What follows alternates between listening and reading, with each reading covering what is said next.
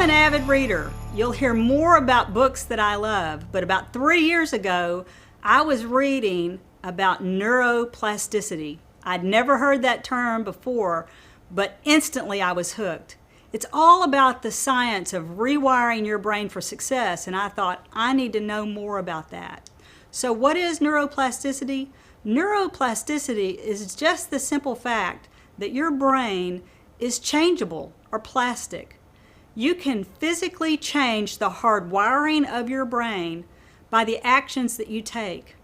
For example, if for some reason you were in a tragic car accident driving home today and you lost the sight in your eyes, what would happen is that the visual cortex in your brain would physically in your brain begin to shrink in size. But the other areas of your brain would begin to expand. Your sense of hearing, that physical size in your brain would begin to expand. Your sense of touch would begin to expand. So what happens in your brain is based on what you spend the most time on, those areas expand. Many of you may be golfers. You know when you're playing and practicing a lot, you get better. For some of you, you may be pianists, and you know that when you're practicing the piano, you get better. It's because you're giving more real estate in your brain to the activities that are important to you. So why is this important as we begin this idea of the 7-minute revolution? Your brain has a finite amount of capacity. There's only so much time that you have things for, and there's really only so much capacity in your brain that you have time to think about things. You have to begin to decide now what is going to be most important to you. And then we see a lot of people asking us questions. As I wrote the book, The 7-Minute Difference, Allyson, why this 7-minute thing? Well, it all boils down to how long you can pay attention. And in the research that we've done, we found that through neuroplasticity, many people have a 7-minute attention span because of television. That's right.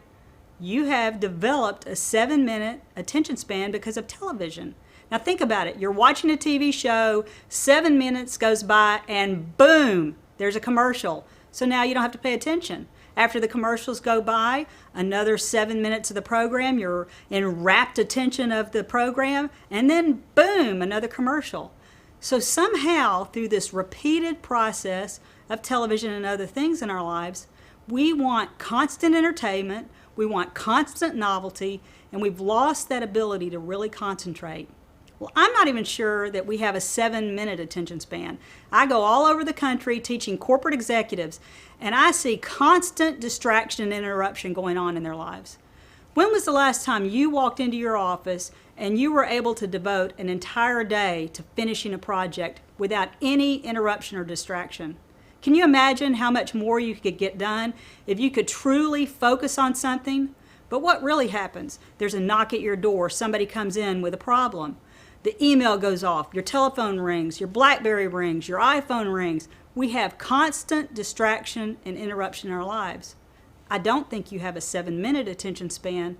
In many cases, we have a 2-second to 7-minute attention span. So what are we going to do? I wrote the book, The 7-Minute Difference, and in that book it has over 100 ideas that can truly help you focus on what's most important to you. But as we learn about neuroplasticity and the process of how our brain is plastic or changeable, what we need to understand that time management is not a time management issue, it's an attention issue. It's when you wake up in the morning, you have to ask yourself the question, what is going to be most important to me today? What will capture my attention? And what will I devote my attention to? In his book, William James, the textbook Principles of Psychology, and this was written in the 1800s, he said, attention is the taking possession by the mind in clear and vivid form. Now let's stop right there. Attention is the taking possession. Now you know what it's like to have something take possession of you. It's exciting, it's novel, it grabs you, and it makes you want to do the things. It makes you want to be involved in that activity. When was the last time you really had an activity that took possession of you in your mind, your body? I want to live a life doing things that are important enough to me that they take possession of my heart and soul. That's when you'll begin to cross that line and start doing things that matter to you. Attention is the taking possession by the mind in a clear and vivid form. He goes on, of one out of what seems several simultaneously possible objects or trains of thought. Now, this is how the brain works. When you have a conscious thought, you can only have one conscious thought at a time. This whole idea of multitasking just doesn't work. As a time management and organizational consultant, we see people trying to do thing after thing after thing all at the same time. They're trying to eat their lunch, answer the telephone, answer emails, sign off on reports. What you're really doing is simultaneously, very quickly switching from task to task. And your brain can't keep up. You're having to go from thing to thing. But with attention, you have to choose which one thought you're going to decide to focus on. Now, why is that important? When you decide to choose to focus on one thing, guess what you have to do? It is focalization, concentration of consciousness, or at its essence. Focalization and concentration. Boy, I want that in my life. If there's something that I'm willing to do, I want to do it well. I want to be able to focus on it, I want to concentrate on it, and I want to be able to mark it off my list. But here's where most people don't really get the whole thing. If you focus on one thing, it instantly implies that there's a withdrawal from some things in order to deal effectively with others. Every day you wake up, there are probably hundreds of things that you need to do. Things that are circling in your mind, from the dirty garage to the things and clutter in your car, to the button that's not sewn on your jacket, that's been not sewn on your jacket for more than a year. And as you reach in your closet to get the jacket, you can't wear the jacket because there's no button on it. All of those things circle in your mind. You have to decide what you will focus on. So as you focus on one thing, you are deliberately choosing to not focus on other things. So it implies the withdrawal from some things in order to deal effectively with others. The final sentence of this paragraph, and attention is a condition which has the real opposite from the confused, dazed, scatterbrained state, which in French is called distraction. Distraction. How much distraction do you have in your life right now? In fact, one of my friends said, Allyson, distraction comes from an ancient word known as distraction. And I thought that was pretty funny. I said, well, what was it? And he said, it's an ancient form of torture. They would take your left arm and tie it to one horse. And they would take your right arm and tie it to a second horse. They would take your left leg and tie it to a third horse. They would take your right leg and tie it to a fourth horse. They would slap the horses, and the horses would distract you. I have felt for years that I've lived in a constant state of distraction, pulled in all areas, pulled by my job, pulled by finances, pulled by goals and dreams. What kind of state of distraction are you living in now? And are we choosing to live in a state of distraction? This paragraph is incredibly important. Now, you will find it in your handout. You'll also find it on our website. I'm very grateful to William James for writing one paragraph that, if you really ponder on those things, can change your life. What it's made me aware of is that I need to be attentive. If I only have a limited amount of capacity, I want to make sure I'm spending my days focusing on things that matter, not only to me, but to the legacy and destiny I want to leave behind.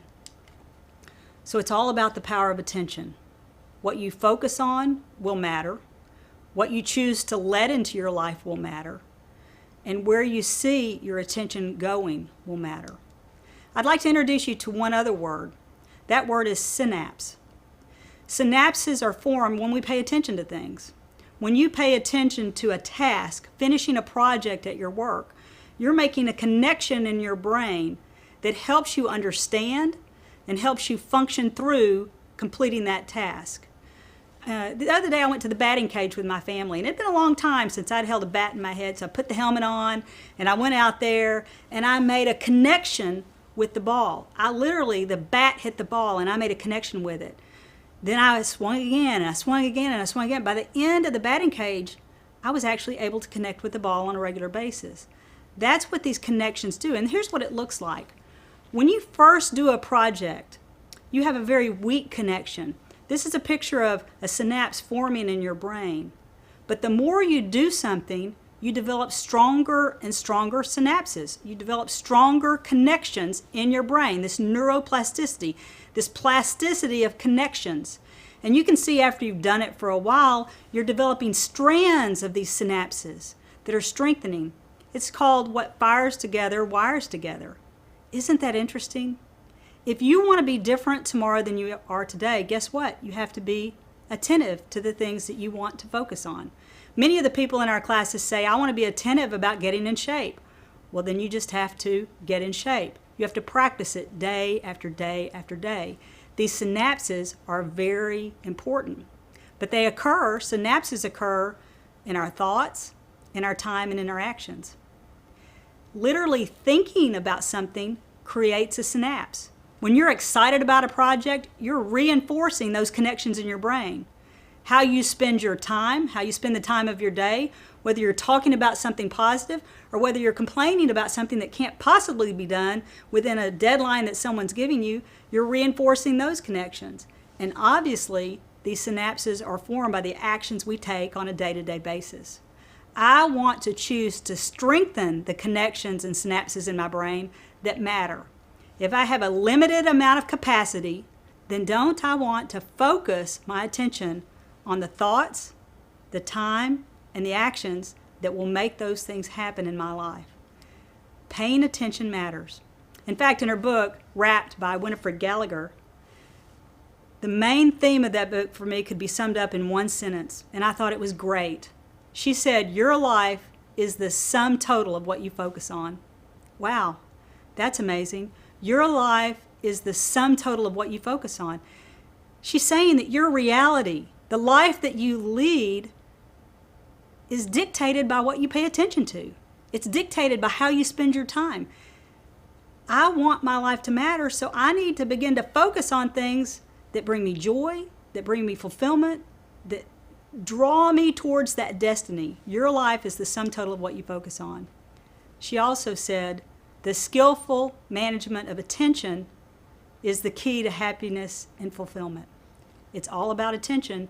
We're going to be really talking about that as we go through the 7-minute difference, because I think you can focus your attention 7 minutes at a time.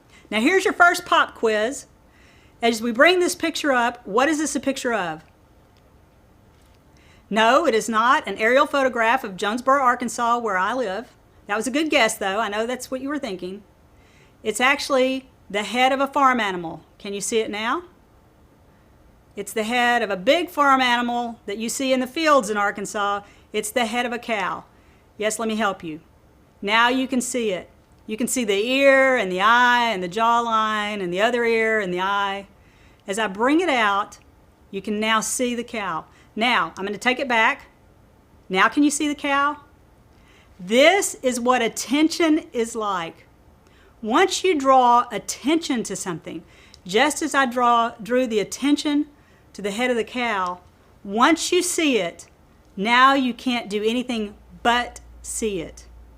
In this class, the 7-minute revolution, I want to give you time to draw attention to what's most important in your life, to your goals, your priorities, your values, your hopes, your dreams. And once you see those things, your life will never be the same. My life changed in 7 minutes, and I really believe your life can change too. It changes when we begin to focus on things that we want to pay attention to.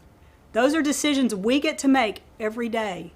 I want to focus on things that matter. We're so glad to have you here today, and we look forward to taking you into the second section on prioritizing, organizing, and simplifying your life.